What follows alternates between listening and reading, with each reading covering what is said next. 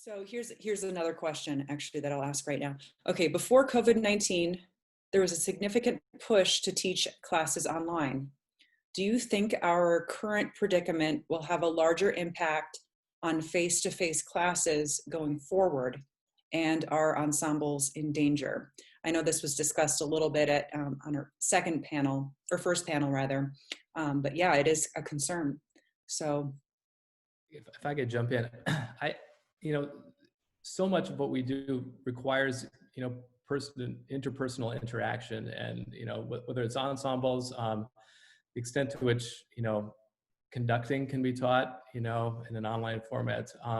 So my hope, and this is just maybe me being optimistic, but my hope is that if anything, this will kind of highlight the unique nature of what it is that we do, and how important it actually is to have, people time and to have that face-to-face interaction. And, there's so much being said about all these virtual choirs and everything like that, but, choir at its essence is a bunch of people in a room listening to each other and reacting in the moment to what they hear going on around them. And so, and that's the same for any other ensemble out there. So it's my hope that it actually makes what we do feel even more special to those who, are making decisions like that. At least that's my hope. And I would echo that. I've been having conversations with my ensemble conductors about what potential changes we might be seeking, because we don't know if there's a vaccine ever coming, and if not, do we ever come back? And if we do come back, I think I've already talked to them about how we come back differently. So we're pulling up carpet in different places. I talked to our Sheriff's Academy even to talk about cleaning protocols in the areas of where the choir and the orchestra and the band meet, so that we can sort of think differently about how clean we keep the spaces. And frankly, it's probably not a bad idea to go through this. And we never would have thought of it if not for this. And now I think we saw an article in the LA Times where there was an entire choir that had a rehearsal and got infected, and now a couple of them are passed on. So that kind of jump-started our conversation about, well, what is our rehearsal going to look like? Do we need to look at different rooms? So those are things I think we could use this time to kind of go through and figure out how rehearsal might look when we come back, because I'm team when, not if. So so when we come back, how do we do it differently? So some fabulous thoughts. Thank you. So this ties in with our next topics.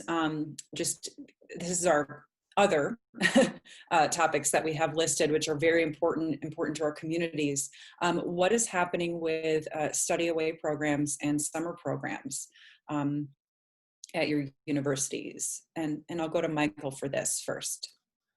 So there's a couple issues that we're dealing with at Florida State. We have a 3-year summer master's program, like a number of institutions do. And the first 2 years of that program are spent on campus in Tallahassee, and then the third year is spent in London at the FSU campus over in England. And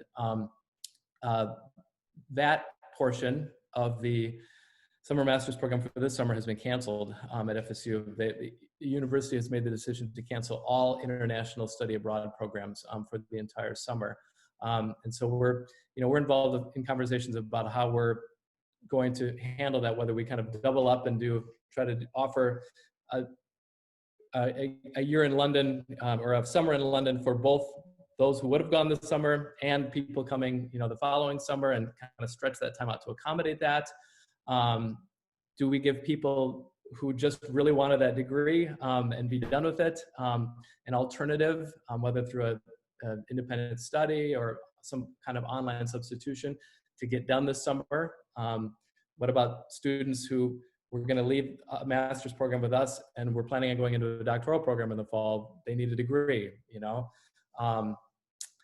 So there's a lot of issues with regards to that. I think we're all in agreement that with that program in particular, that experience that those students have in London can't be replicated, in any way. And so, we're hopeful that many of the students who would have gone this summer will be able to defer and work out some situation where they could be a part of a couple of years combined, next year or something like that. So there's that issue. And then the other issue that we're dealing with, all of our summer camps have been canceled, or a lot of our summer camps have been canceled.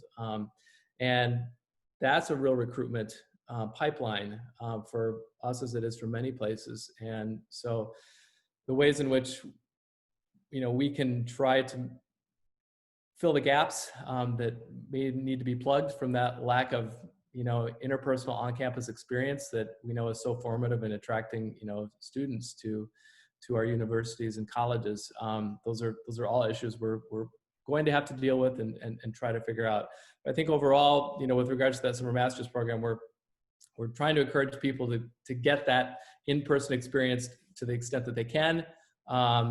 If they need to defer, that we're going to try to encourage them to do that. But in the cases that that's really not possible, we're hopefully we'll be able to work out some situation where we can accommodate those students and get them the degree that they thought they were going to get, at the end of the summer. Thank you. And Rala, what's happening at Temple? Pretty much the same thing. We've canceled our summer courses on campus, and so everything there is online. And then we have a study away program for our film study students that's usually in Los Angeles. And we are moving those courses online. Students aren't having to travel, or not traveling, of course, to Los Angeles. And there are some students who decided to defer until the fall. This is the program we run every fall, spring, and summer because they want to be able to take advantage of the internship opportunities that with the film studios. So very much the same thing. Indeed. And we're going to start wrapping things up a little bit. We're nearing the end of our time together. Just final thoughts about how communities are being impacted, or any other final thoughts or summaries that you want to say, panelists. Sure. So I mentioned, earlier that we don't still know what kind of real impact this is going to have on our communities and our schools, the summer next year. So I think particularly next year will be a wonderful opportunity for all of us to step up and really center our work in collaboration and community engagement. I think this is a time to reach out to our colleagues in the high schools, in the public schools, in the churches, and be a resource where we can be. If we probably know that we're facing budget cuts coming up and that we'll have less money to put together our concerts and our festivals and our programs. So I think it will be a time to really reach out to our friends in the community and see what we can do together with, less resources, and also not be afraid of asking for help. If we lose money to do a festival, I'll reach out to friends and see if we can go to their churches or some other places. But I think so much of what we do is collaborative in nature anyways. And I think this will give us an opportunity to collaborate even more. At least that's my hope. Great. And Mariana, while we have you speaking, there was a question that came up. I think you sort of answered this, but it'd be great to revisit it for those who have joined us a little bit later.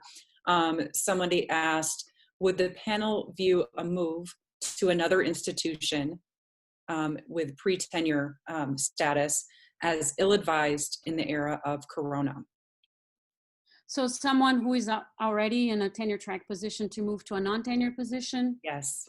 I guess my answer is that only you know your situation. And so, I've had colleagues here at KU that left their positions where they were tenured, and they came as visiting professors with the hopes that they would be hired when we had a search, and sometimes things work, sometimes they don't.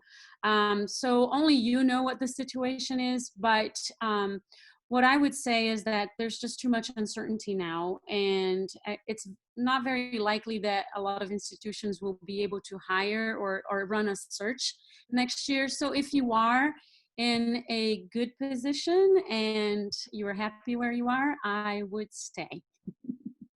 Thank you. I'll go to each of the other panelists now. Just final thoughts, final comments. Michael.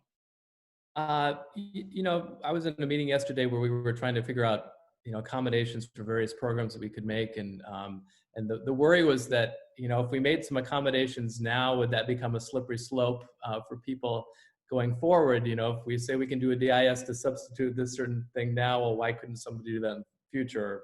If this recital, you know, that's being given in this semester isn't as rigorous as a normal recital might be, does that change the standard?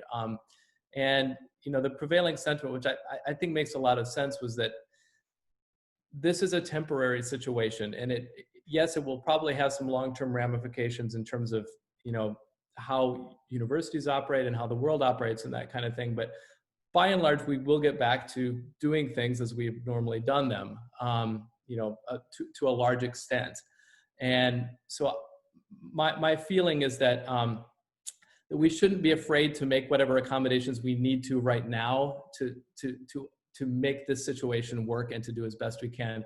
And I don't think we as a community need to fear that that will necessarily be the way things are going into the future. Again, I think this, when this is all said and done, my hope is that this will be viewed as an asterisk, you know, type of situation and not the new normal. And so I think we just have to get through it and do what's best for our students as we see fit, and cherish that time when you get back together with them in the future, because we all miss them terribly. I know that.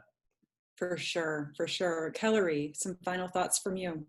Sure. I don't believe anything happens accidentally. I think things happen for a reason. And for me personally, I know it's forced me to really think more about my why.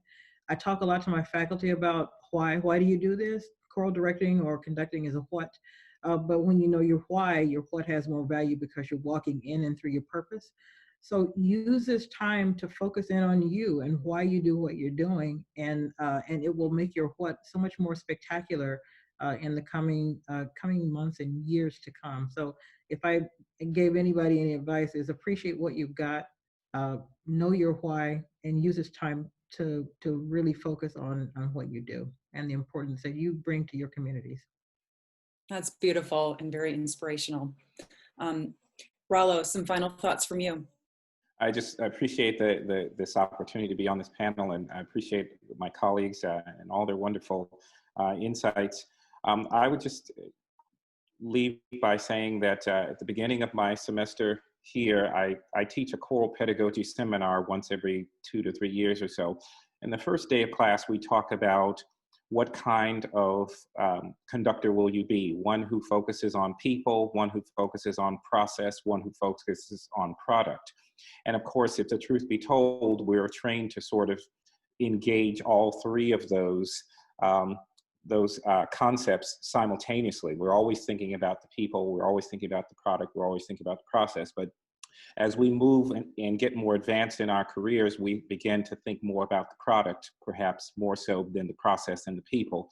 And right now, as Kellery said, I think that nothing happens by accident. I think this is an opportunity for us to really think more about the people that we're serving and the care of those people, and understanding that choral music is the what that we use as a device or as a tool to bring people together, to lift people's spirits, to educate people, to inspire people.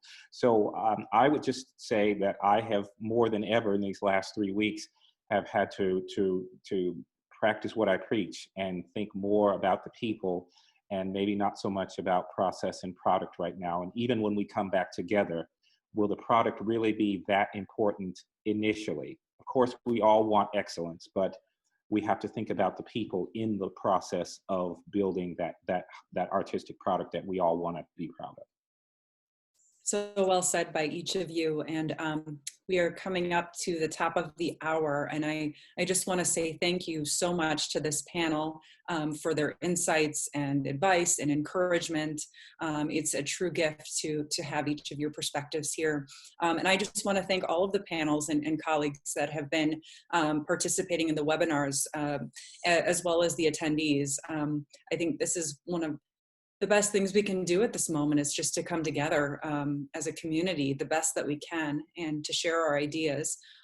Again, thank you so much to everybody. I also want to shout out again to Miguel for all the behind the scenes work, as well as my fellow exec board members for helping with this as well. So anyway, have a wonderful day, everybody, and thank you so much for being here.